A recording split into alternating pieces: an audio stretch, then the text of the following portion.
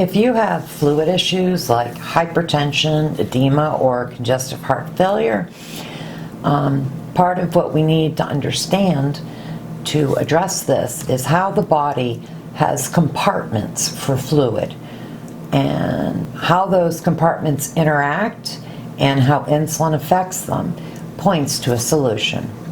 Hi, I'm Jackie from reversingdiabetes.life, here to answer your questions about how I reversed my diabetes and how you can too. Okay, so the body is 60% water, and almost all of the reactions that cause you to live, move, everything happen inside of water, in solution, dissolved. So, I'm going to explain how there are different compartments with a brief demo showing a bit about diffusion. Okay, so what I've got here is 2 mason jars with water in them. And I'm just going to put some food coloring in this one. As you can see, the blue gradually spreads around through the water. That's because molecules are always moving, so they will eventually, all the water will be the same color because it will, in this jar, because it will keep spreading around until it's even. And yet, no matter how long I leave these here, this one will never get any blue. You might say, well, that's pretty obvious, Jackie. Of course, the other one isn't. It's in a separate jar. But this is an illustration of what happens in our bodies. We're 60% water, but the water's in different compartments, and it can behave very, very differently. Another example I want to show you real quick is these ones, these jars. I put the food coloring in way before I started the video. So they're already diffused, completely diffused. And let's see if we get that centered pretty well. Now, here's the thing that might seem a little startling to you, but this has the exact same amount of food coloring as this one does. Yet, if these were body compartments, this one, filled up to the top, getting my finger wet, would be called edema, and this one would be called dehydration, even though they're in the very same body, because the body is in compartments, and that's what we're going to discuss today. So, we're going to simplify the compartments down to just 2 for a moment. This is representing the inside of cells, and this is representing all the fluid that's outside of cells. Okay?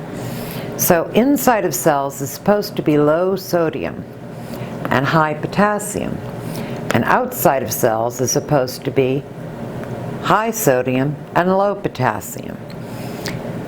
The cell membrane is what separates them, because we don't have mason jars inside of us for some reason. So this is an example of the cell membrane, but sometimes these might be out of whack, so we need a way to fix it. And there's a particular enzyme called the sodium-potassium pump. You can see all the abbreviations over here, so you won't lose track of what's what. Okay, the sodium-potassium pump, what it does is it moves sodium outside of the cell, and it moves potassium inside of the cell. If you have trouble remembering this, I have an extraordinarily, amazingly corny way of helping you remember. Watch this. Na na na na, na na na na, K K K K, enzyme. I warned you, it was extremely corny. There is a bit of a problem with this in that when they measure your electrolytes, they are measuring it basically in the liquid portion of your blood, the serum, which is pretty accurate for sodium, but as you can see, you're not measuring the vast majority of the potassium. In order to measure potassium, or for that matter magnesium, which is also primarily inside of cells and not in the serum, you have to do what's called an RBC test. And what that means, RBC stands for red blood cells. They still take the same blood, but they spin it down so that they can separate the serum from the cells. And then they break open the cells so they can measure what's in here. Okay? Like I said, out here, the sodium is really the only thing you're getting very accurate about.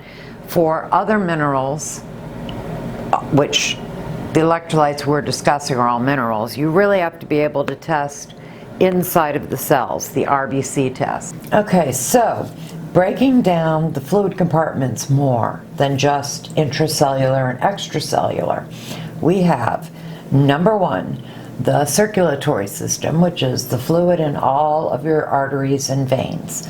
And it has a pump which moves it all around the body. When the fluid gets to the end of the smallest arteries into the capillaries, that fluid then leaks into something called interstitial fluid. The interstitial fluid is what the cells float in. The cells are not touching each other directly, they're floating around in the interstitial fluid. The interstitial fluid has food and oxygen for the cells, and the cells then dump their waste and carbon dioxide out into the interstitial fluid.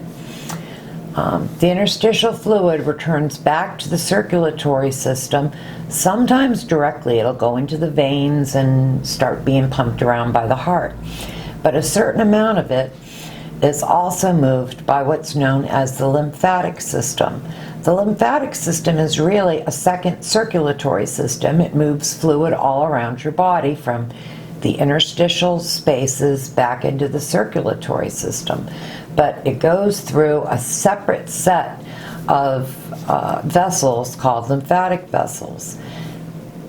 In humans, the lymphatic system does not have a pump, so it's a much weaker system than the circulatory system. And then finally, when all of the fluid's back in the circulatory system, we get rid of some of it when we exhale, comes out. If you've seen your breath in winter, that's water. But the vast majority of it is filtered by the kidneys and gotten rid of through the bladder. Now, all of these, again, are separate systems. So, here's where insulin comes in and why insulin is a problem.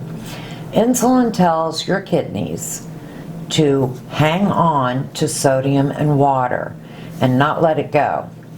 When that happens, your circulatory system gets built up, overfilled, and therefore is under pressure, and that's what we call hypertension, high blood pressure. If it gets too overfilled, then the interstitial fluid is overfilled, particularly at the extremities. The worst of it tends to be in feet and legs. When the interstitial fluid gets built up and it can't all get back, that can be for one of two reasons. The one being that the lymph system, which is, as we noted, a weaker system because it doesn't have a pump, it might not be strong enough to push it back rapidly enough into the circulatory system. But it can also be from venous insufficiency, which basically means some kind of blockage in your vein or problem. I had that in one of my legs, and 3 of my toes went black, so they had to put some stents in my leg to fix that. But the more ongoing problem I had was the lymphedema. There are other causes of lymphedema, but in my case, in most of the people I've talked to's cases, it happens after the hypertension. It can get worse. It can end up in your hands and arms as well as your legs, and it can even end up in your abdomen. The edema can be almost anywhere. Finally, if the edema builds up a great deal in your chest, it can cause what we call congestive heart failure. The heart almost has 2 separate pumping systems. The first one pumps the blood to the lungs in order to get oxygen, and then it returns oxygenated blood back to the heart. The second bit that it can do is it pushes the oxygenated blood throughout the whole body, and then that returns through the veins with carbon dioxide to the heart.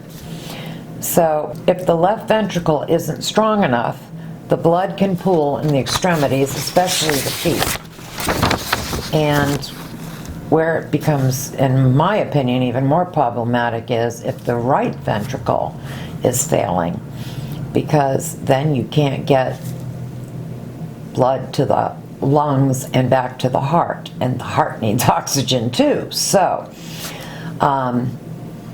when I first had congestive heart failure, well, I didn't realize I had it. I kept having to buy larger and larger bras, but my first realization that something was very wrong was I woke up from a dead sleep, literally unable to breathe, crawled to a phone and called 911.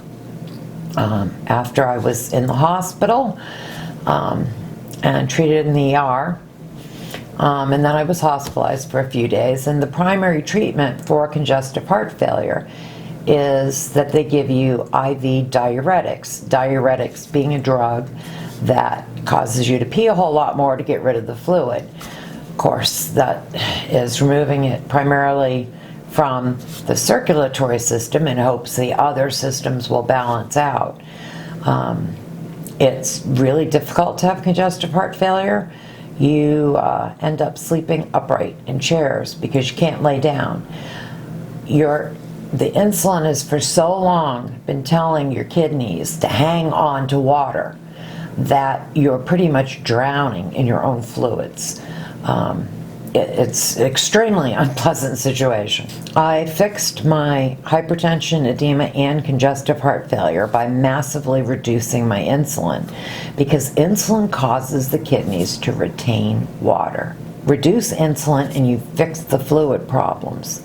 I fixed my hypertension, edema, and congestive heart failure by massively lowering my insulin. How do you lower insulin? Well, join me in the video to the left to find out.